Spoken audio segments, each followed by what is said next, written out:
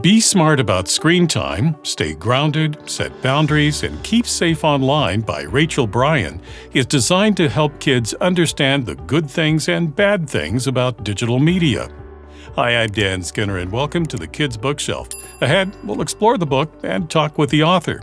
Rachel Bryan is the author of several books for children, including Consent for Kids, the Worry Less book.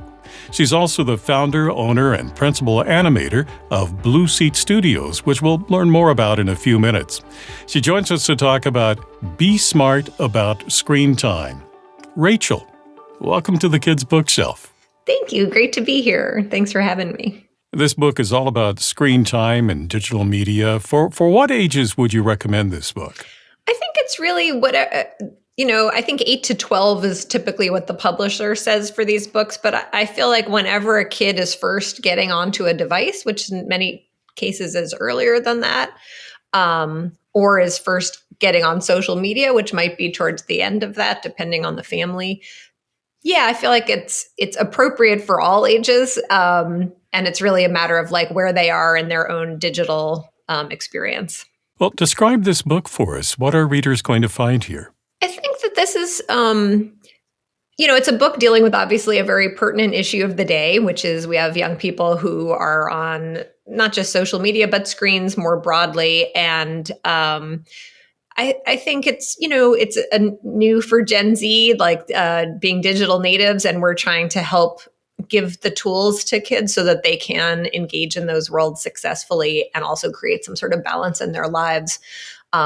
Not just when they're kids, but when they're adults, because this has been the way that they've grown up, and just to give people more of a sense of how technology can be quite empowering. And there's so many wonderful things about connecting online. And so not to be scary about it in any way, but also to recognize that there are potential downfalls or potential ways that it could impact your life negatively, especially if that balance isn't there. One of the things you talk about in the book in terms of remaining safe is setting boundaries. So tell us a little bit about that. And if you could read that page about boundaries. I mean, there are numerous pages about boundaries, but read a little bit from the book for us to give people a taste of what they're going to find here. Sure.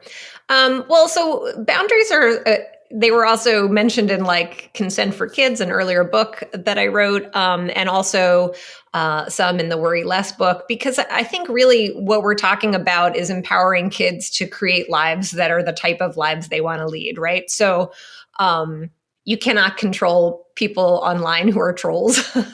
Don't bother trying. But you can decide not to engage with people who are behaving that way. So I think really the goal of talking about boundaries with children is to empower them to make choices and to be very forthright in their communication about what they want and don't want. Even if it doesn't work out, in some cases, if you're a kid, there are things I don't want to go to school, but you have to go.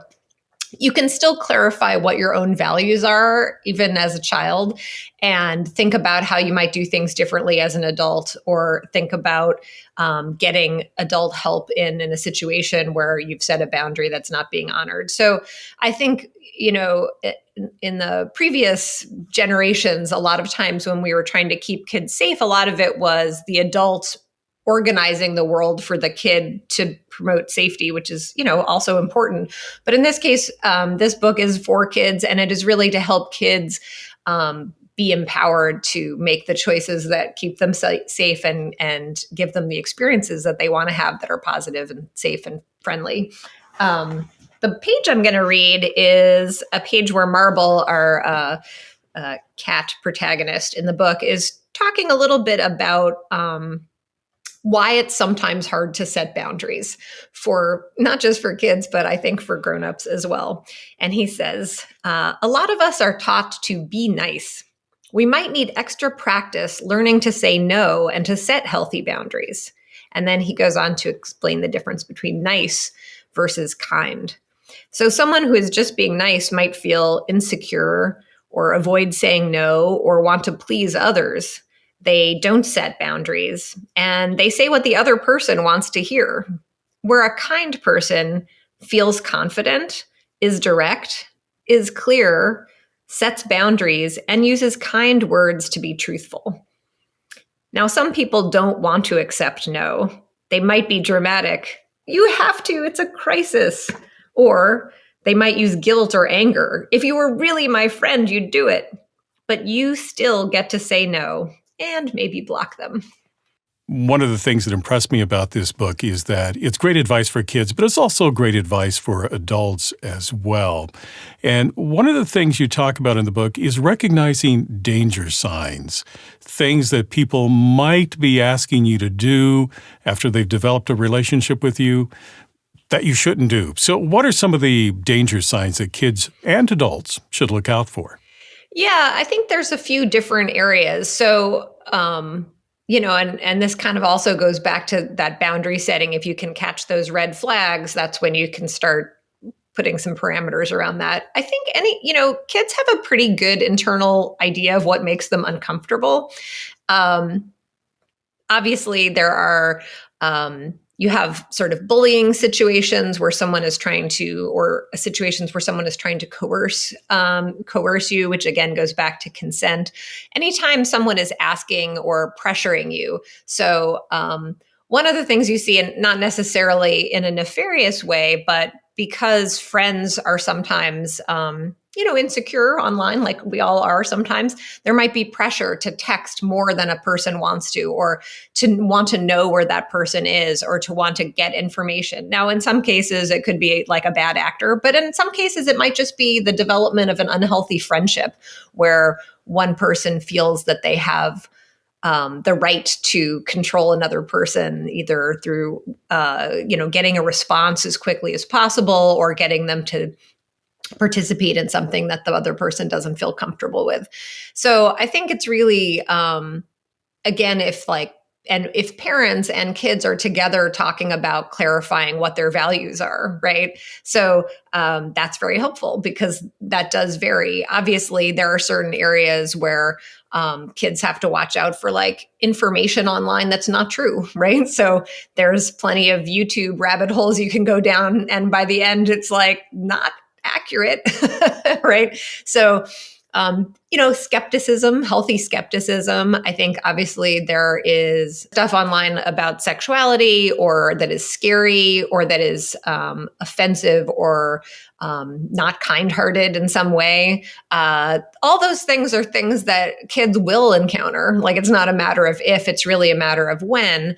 And I think being able to have open conversations with parents and say, hey, I saw something that kind of freaked me out. I don't know what to make of this. And being able to have a conversation that's open, that's oh, okay, does that align with our values, with the values of the kid, with the family? And if not, how do we avoid that content in the future? What are ways to have a more safe online experience? I'm talking with Rachel Bryan about Be Smart About Screen Time, Stay Grounded, Set Boundaries, and Keep Safe Online. And our conversation will continue. If you're enjoying this discussion, please subscribe, like, and click on the bell so you know when I post new interviews. And thank you. I like also that you tell kids you should be yourself online, in that if you have certain values or certain ways you want to be as an adult or as a child, but it works for both. In person, be that way online. And remember that there are real life people on the other side of any conversation. So it might be tempting to be a bully, or tempting to say things you wouldn't say in real life, but remember, that's not really who you are. So don't do that. Yeah, I think that's really important, is to think about, and especially when people are anonymous, it's tempting to try out other personas that are maybe not as kind-hearted as who you are in real life, because there doesn't feel like you have the accountability and you don't see the person on the other side. But of course, there is someone there, and the internet is what we make of it. So if we are online, if we're gaming online, and we are using those values that we use in our team sports, or in our classrooms, or in our faith groups, or in our homes, where we are being kind-hearted, and we're bringing that to these other spaces, then those spaces are safer and, better for everyone, not just yourself. Well, there's so much in this that we won't have time to talk about everything, but another good piece of advice is you were advising kids to think about their future self. when they're tempted about posting something that, may or may not be a good idea, and think about, well, what am I going to think about this a week from now or a year from now? And as I was reading, I said, yeah, that's also very good advice for adults too, because that could come back to haunt you. It's true. Internet stuff is forever. Once it's out there, that's it. And it's really hard to curate that, especially when you're young and so much of your social world is happening through screens, through online spaces. And but again, it is like, if you were to say something to someone at the bus stop, if no one else hears it, right, that's it. It's gone forever.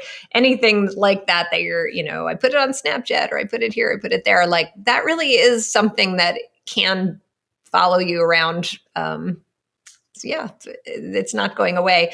And I think it's not to say that that's the end of the world. And I think there's also a section about how to apologize because we are all going to mess up sometimes, and that's regular. And so it's not about being perfect, but it is about, setting your intentions, trying to be the best version of yourself that you can. And when you do mess up, truly apologizing and, planning to do better in the next go. And that's what learning really is. Well, this book is mainly directed toward kids, but you do have a small section in there where you address parents.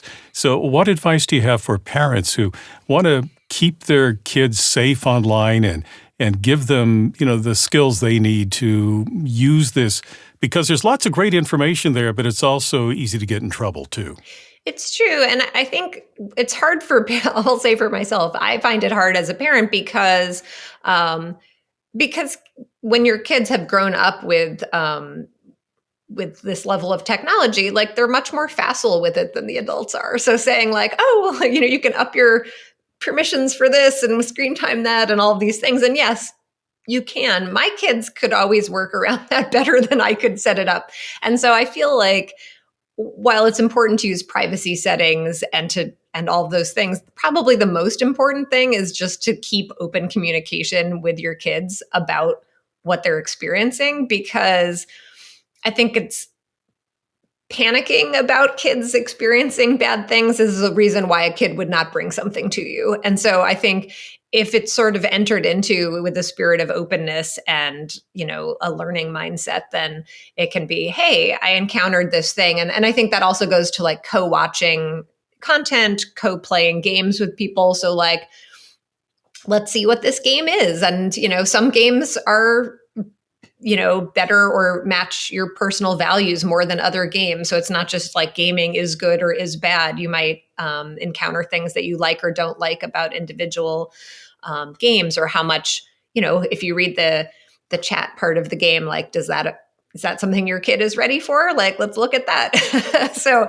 I think it's just a matter of really experiencing it with them as much as possible so that you can hear what's happening and guide them as they go. And it's changing all the time too. So there couldn't ever be like, and here's the list of what to worry about, because it's, it's so dynamic. Well, there's much more in this book we won't have time to talk about. So what would you say are some of the key concepts, key insights that you hope readers are going to take from it? I think the main thing for kids is really to think about how to balance their lives. That includes screens, but that also includes significant non-screen time. Because I think what we're finding, and if you read the scientific literature, is that it isn't as lives are not as happy when there is not as much contact in real life. And so I think having kids really think about how they feel, on a day where you stayed in your room and you were on a screen all day versus a day where you went to the park and you played with friends, and there are all these other ways to be connected to human beings, and online is one, and it's not to detract from that, but also I think if kids can sort of, be aware of their physical feelings and their emotional feelings, that's a great step in terms of helping them make smarter choices going forward. And really with everything, and as kids are growing up, like, the goal is for them to be self-reliant and to be able to set boundaries for themselves so that when they're adults, they have balanced lives and they're able to make smarter choices. So we can come in and say, like, you can't do it. And maybe that's appropriate at a certain age, but as kids are aging, we really want them to be self-reflective and figure out what is and is not working for them so that they can make smarter choices.